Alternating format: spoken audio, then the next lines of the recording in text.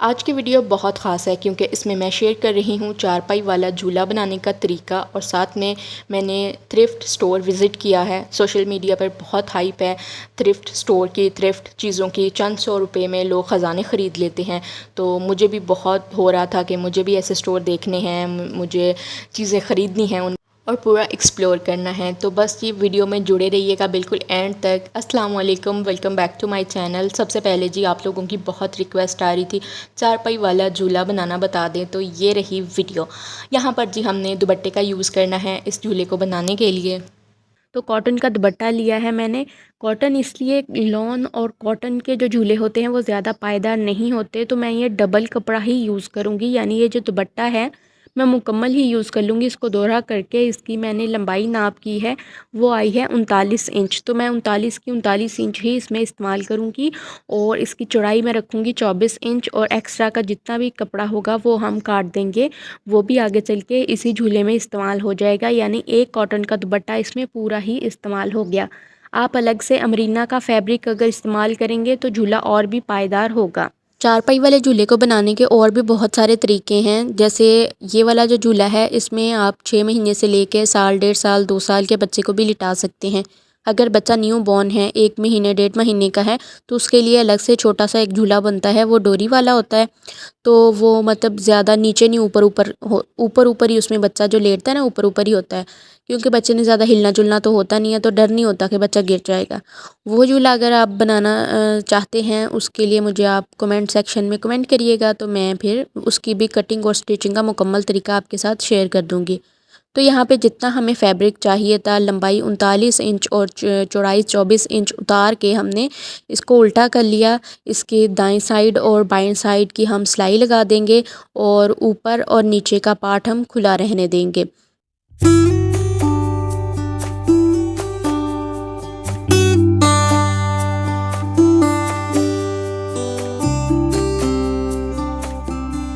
دائیں طرف اور بائیں طرف سلائی لگانے کے بعد یہ گلاف بن گیا ہے، اور اس کو اب سیدھا کر لیں گے۔ اب ہم نے چونٹے ڈالنی ہیں، اوپر اور نیچے والا جو ہم نے پارٹ کھلا رکھا تھا وہاں پر ہم چنٹ ڈال دیں گے، جو کہ ڈھل چکی ہیں آپ کے سامنے۔ تو دونوں سائڈ پہ ایک ہی جیسی چونٹیں ڈھلنی چاہیے۔ اس کے بعد جو ہم نے کپڑا الگ سے اتارا تھا وہ ہم نے پورے کا پورا لے لینا ہے، یعنی کہ وہ تھا 39 انچ کی لمبائی میں تھا، تو یہاں پہ ہمارے پاس 2 سٹریپس بن جائیں گی، تو ان دونوں کو الگ کر لیں گے، اور اس کے دونوں ایجز کو اندر کی طرف فولڈ کرتے ہوئے درمیان میں ہم اپنا جھولا رکھ دیں گے، جہاں پہ ہم نے چونٹس ڈالی تھی، چونٹوں والا پارٹ درمیان میں بالکل درمیان کر کے رکھ دینا ہے۔ تو میں نے درمیان کر لیا تھا، سائڈ سے میں نے ناپ کر لیا، دونوں سائڈ برابر ہیں، ادھر سے بھی 12 انچ بچ رہا ہے کپڑا، دوسری سائڈ سے بھی 12 انچ بچ رہا ہے۔ درمیان میں پنے لگا کے اس کو اچھے سے سیٹ کر دیں گے۔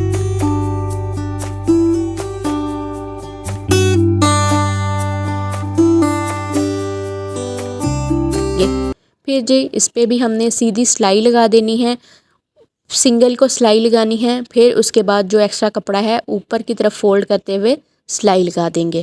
چاروں کونوں پہ ہم نے یہاں پہ باکس بنا کے اس میں بھی 2-4 سلائیاں لگا دینی ہیں، تاکہ یہ پٹیاں جو ہیں نا یہ پکی ہو جائیں، کیونکہ پورے جھولے کا جو وزن ہے نا وہ ان سٹریپس کے اوپر ہوتا ہے، پورے بچے کا وزن ان سٹریپس کے اوپر ہوتا ہے، تو اس لیے میں نے کپڑا بھی دوہرا تہرا کر کے یوز کیا، جتنی پٹی تھی اس کو خوب موٹا کر کے یوز کیا تاکہ یہ پٹیاں مضبوط ہو جائیں۔ جھولا ہمارا بن چکا ہے، ایک کاٹن کے دوپٹے کے ساتھ ہم نے یہ جھولا تیار کر لیا ہے، جو کہ آپ کے سامنے ہے۔ بہت ہی آسان طریقہ، ہر کوئی اس کو ایزیلی بنا سکتا ہے۔ ویسے تو دوپٹے بھی باندھ لیے جاتے ہیں چارپائیوں کے ساتھ، لیکن وہ زیادہ پائیدار نہیں ہوتے، کبھی بھی کھل سکتے ہیں اور بچے کو چوٹ لگ سکتی ہے۔ تو امید ہے جی یہ طریقہ آپ لوگوں کو بھی پسند آیا ہوگا۔ آپ لوگ بھی مجھے کمنٹ سیکشن میں بتائیے گا کہ آپ لوگوں کو یہ طریقہ کیسا لگا۔ ابھی میں آپ کو یہ باندھ کے بھی دکھاتی ہوں۔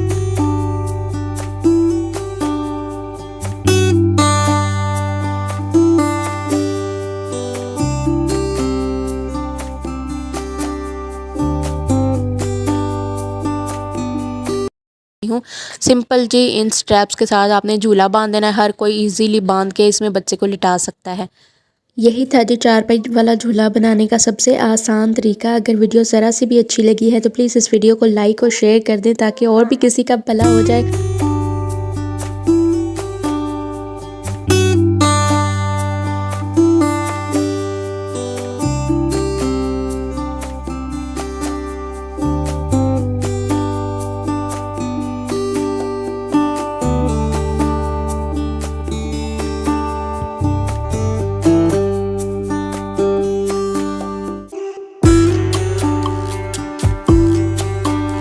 بھی اگر کوئی جھولا بنانا چاہتا ہے تو اس ویڈیو کو دیکھ کے بنا سکے.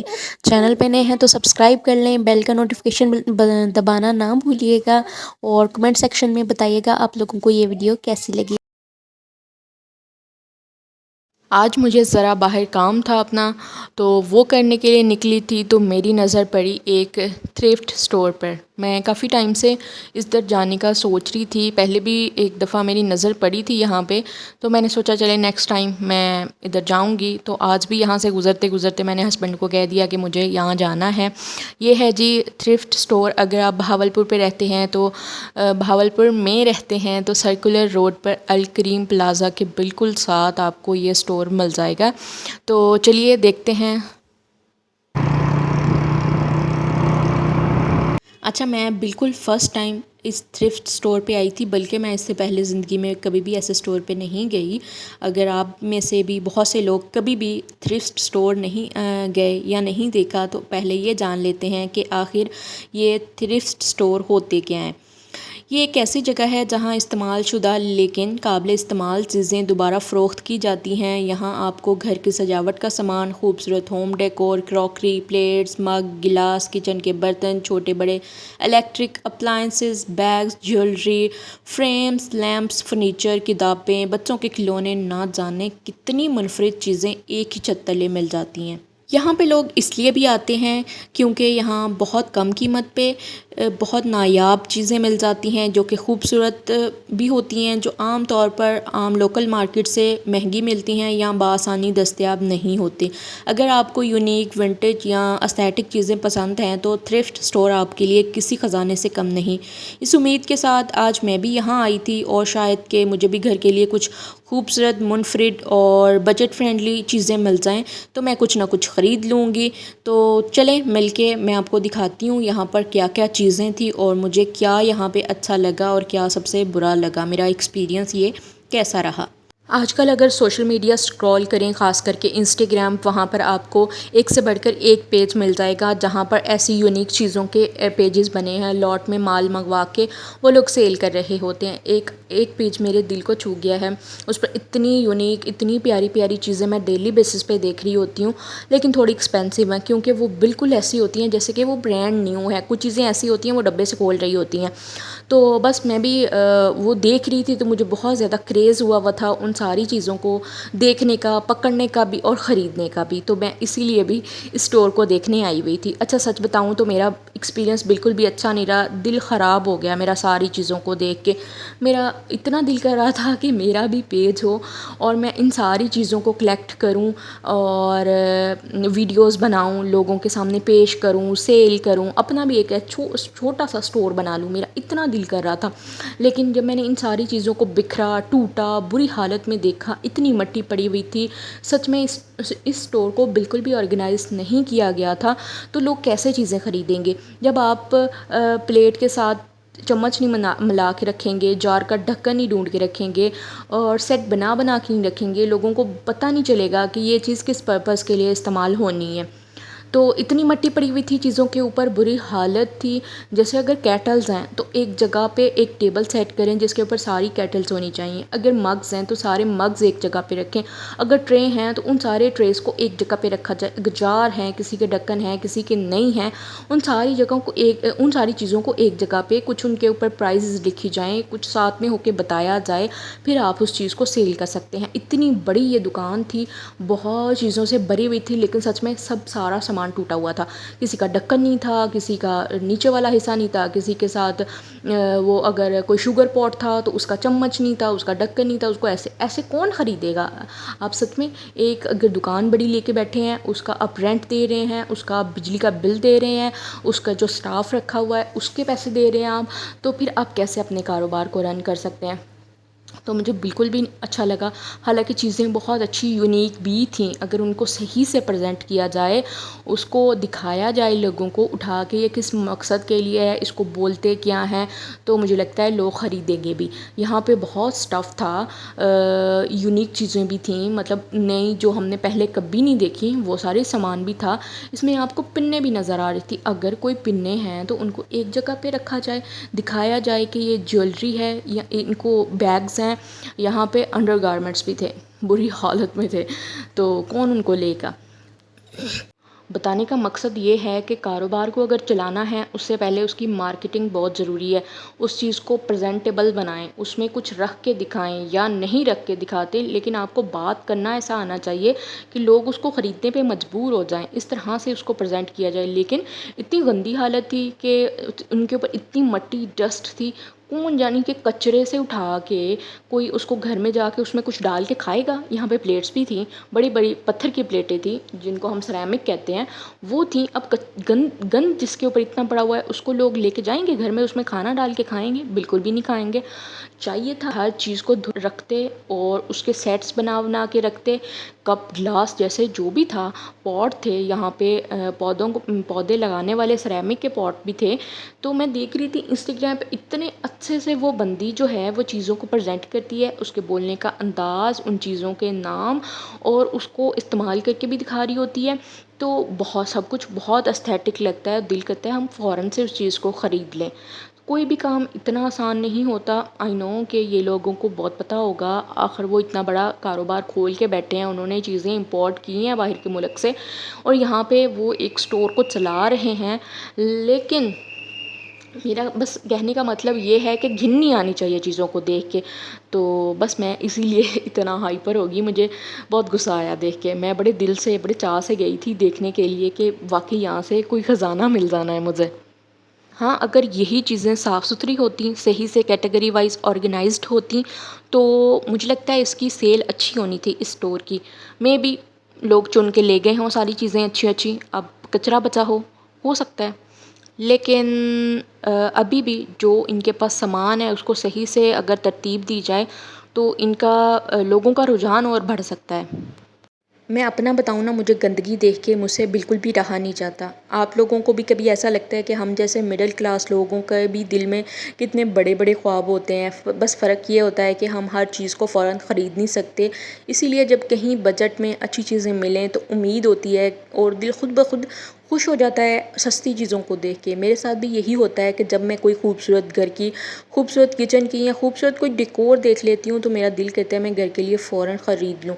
لیکن میرا ماننا ہے خوبصورت گھر صرف مہنگی چیزوں سے نہیں بنتا، بلکہ سلیقے اور محنت اچھی پسند سے بنتا ہے۔ لیکن اسی لیے بھی مجھے یہ تھرفٹ سٹور والے آئیڈیاز بہت پسند ہیں کہ باہر کے ملک کی امپورٹڈ چیزیں یہاں پر آپ کو سستے میں مل جائیں گی۔ یہاں پر تو انہوں نے بسکٹوں والے ڈبے بھی تھرفٹ کر لیے تھے، یہاں پر تو انہوں نے کافی والے جار بھی رکھے ہوئے تھے۔ اگر آپ کا دل ہے کہ آپ شیشے کے جاروں میں ڈال کے چیزیں مسالے رکھیں تو یہ سٹوروں پہ آپ کو مل سکتے ہیں۔ میں سوچتی تھی کہ شیشے کے جار ہونے چاہیے، اگر کافی والے، ہم تو کافی نہیں پیتے اتنی، لیکن اس کے اگر جار مل جائیں تو کیا ہی بات ہے۔ اور یہاں پر وہ والے جار بھی تھے اور کافی بڑے سائز میں تھے اویلیبل، اور اس طرح کے جو باکسز ہیں نا، اس میں ہم جیولری رکھ سکتے ہیں، اگر سستے میں ملتے ہیں۔ یہ بہت پیارے لگتے ہیں، استھیٹک لگتے ہیں۔ آپ کو پتہ ہے میرا یہ چینل DIY آئیڈیاز کے ریلیٹڈ ہے، اور میں یہاں نت نئے ری یوز آئیڈیاز، کپڑے سے، چیزوں سے، بوٹل سے، تو اس طرح کی چیزوں سے میں چیزیں بنا رہی ہوتی ہوں، کیونکہ مجھے خود بھی پسند ہیں چیزوں کو ری یوز کرنے کا ٹیلنٹ ہے میرے اندر۔ مجھے خود شروع سے یہ چیزیں ساری پسند ہیں، میں کرتی رہتی تھی گھر پہ بھی جگاڑ لگانا، تو یہ میری شروع سے تھی پسند۔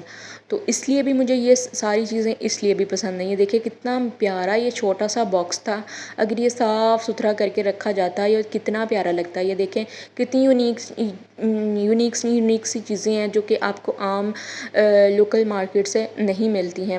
کچھ چیزیں بالکل پیکڈ تھیں، کچھ چیزیں بالکل پیکڈ تھیں جو کہ آپ کسی کو گفٹ دینا چاہیں تو بھی اس کو اچھے سے صاف ستھرا کر کے بھی آپ دے سکتے ہیں۔ یہاں پہ تو سون حلوے کا، پاکستانی سون حلوے کا بھی ڈبہ انہوں نے لا کے رکھ دیا، مجھے لگتا ہے گھر میں کھایا ہوگا اور یہاں پہ سیل کرنے کے لیے لا کے رکھ دیا، شاید لوگ یہ بھی لے کے جاتے ہوں۔ میری خالہ لوگ رہتے ہیں نا باہر کے ملک، تو وہ لے کے آتے ہیں نا جب ٹافیاں ڈبوں میں، بسکٹ، تو وہ والے ڈبے بھی میں نے یہاں پہ دیکھے ہیں پڑے ہوئے۔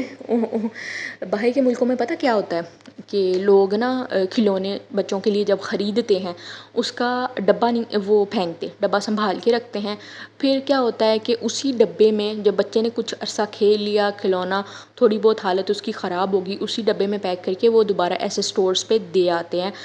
وہ سیکنڈ ہینڈ ہوتے ہیں، سیکنڈ ہینڈ شاپس پہ چلے جاتے ہیں اور آدھی قیمت پہ وہ ادھر سیل ہو جاتے ہیں، وہ وہاں سے نیا کھلونا خرید لیتے ہیں۔ کیا ہے کہ جی بچہ کھیل لیا، بور ہو گیا بچہ، تو وہ کھلونا بھی واپس چلا گیا، اس کے بدلے ایک نیا کھلونا بھی آ گیا۔ تو وہ جو سٹورز پہ چیزیں جاتی ہیں نا سیکنڈ ہینڈ، وہی امپورٹ ہو کے ہمارے جیسے تھوڑے جو مڈل کلاس ملک ہیں ان پہ چلی جاتی ہیں، جیسے پاکستان ہے، بنگلہ دیش ہے، اور بہت سارے ملک ہیں جہاں پر یہ ساری چیزیں چلی جاتی ہیں۔ چائنا بھی ایسی ہلکی چیزیں بنا کے پاکستان میں پھینکتے رہتے ہیں، لوگ خریدتے ہیں اور سارا کچھ امپورٹ کرتے ہیں۔ جب ہم لوگ ادھر بیٹھ کے کوئی لوگ پٹھان زیادہ تر امپورٹ کر کے چیزیں پاکستان میں بیٹھے بیٹھے سیل کرتے ہیں، تو وہ بھی پھر ایسے ملکوں سے ہی منگوا لیتے ہیں۔ یہ برانڈڈ جو ملک ہوتے ہیں، انگلینڈ، امریکہ، یہ ادھر سے برانڈڈ چیزیں ملتی ہیں۔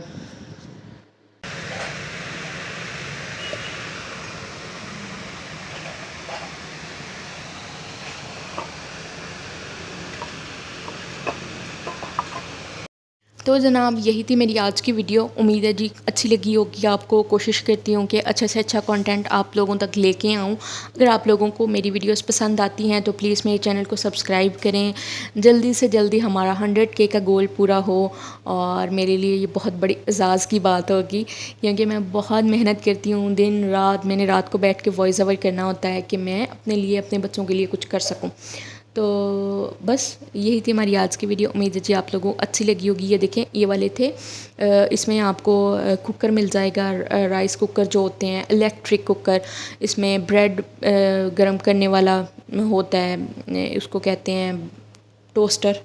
تو یہ دیکھیں چھوٹی سی یونیک سی یہ بلینڈر تھی، جو سیلز اس میں ڈلتے ہیں، بیٹری شاید ڈلتی ہے یا سیل ڈلتے ہیں، تو یہ اس پہ چلے گی۔ اور باقی کا مجھے پتہ نہیں ہے، وہ ساری چیزیں چلتی بھی ہیں کہ انہوں نے ویسے ہی لا کے رکھی ہوئی ہیں۔ یہ دیکھیں اتنی پیاری پیاری کیٹلز کی بہت ورائٹی تھی، ان کو کیٹیگری وائز رکھا جاتا تو یہ بہت اچھی بھی لگتی، صاف ستھری ہوتی، اور لوگ ان کو خرید بھی لیتے چپ چاپ۔ یہ لکڑی کے جوتے اور ٹوٹیاں تک یہاں پہ اویلیبل تھیں، آپ کو اتنی وزنی قسم کی ٹوٹیاں یہاں پہ تھیں نا۔ اور یہ پلیٹس جو ہیں وہ اسی طرح ڈیکوریشن پرپز کے لیے ہینگ کی جاتی ہیں، انڈیا والی سائڈ پہ میں نے دیکھا تھا، تو اس طرح لوگ ہینگ کر لیتے ہیں۔ یہ سیرامک کی پلیٹس ہیں، 2 کا سیٹ بھی تھا، 3 کا سیٹ بھی تھا، اور تھوڑی بہت اسکریچز آئے ہوئے تھے، اتنی بھی بری حالت نہیں تھی۔ تو بس جی پھر ملیں گے نیکسٹ ویڈیو کے ساتھ، تب تک کے لیے مجھے دعاؤں میں یاد رکھیے گا۔ اللہ حافظ۔